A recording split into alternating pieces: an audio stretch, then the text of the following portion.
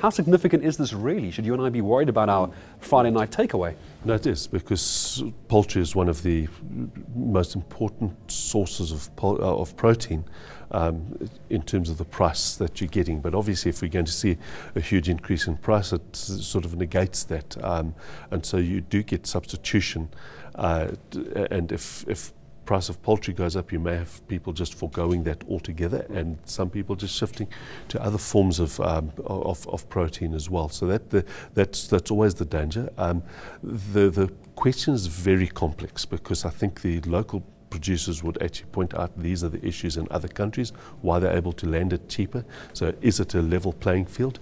But I also am concerned that people looking for protection is often there's too much of what I call rent-seeking behaviour in this economy already that's being rewarded, and we've got to be very careful that you're actually just levelling the playing field as opposed to giving people a free lunch, which is what, in economist speaking, rent-seeking behaviour, because we don't want to arrive at Friday burgers and say, clucking hell, how did these prices sort of get here, Those prices, we're talking high increases, dramatic increases. Exactly. Give me a figure.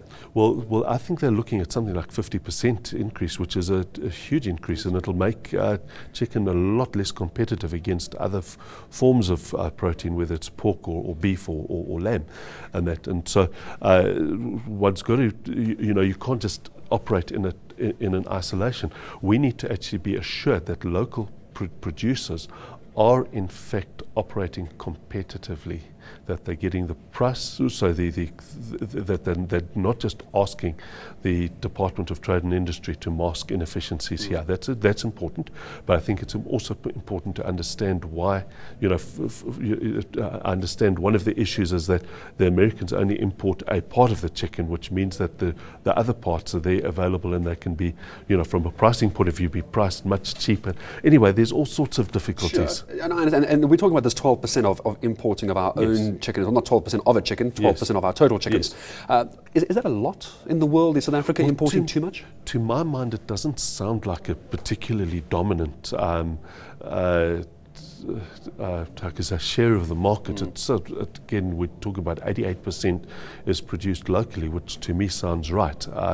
But the value of imports means that you've got to actually say the industry has to continue to be competitive and operate efficiently and that kind of thing. That's important, because you don't want to subsidize inefficiency.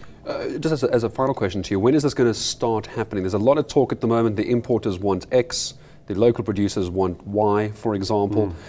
When is this potentially going to start happening? I have a feeling that we've got Y, it's reaching a crescendo, is that we're probably looking at a decision that's within weeks away. It's going to push up prices of takeaways?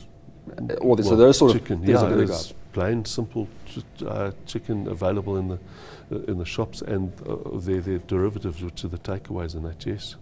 News that moves. eNCA.com.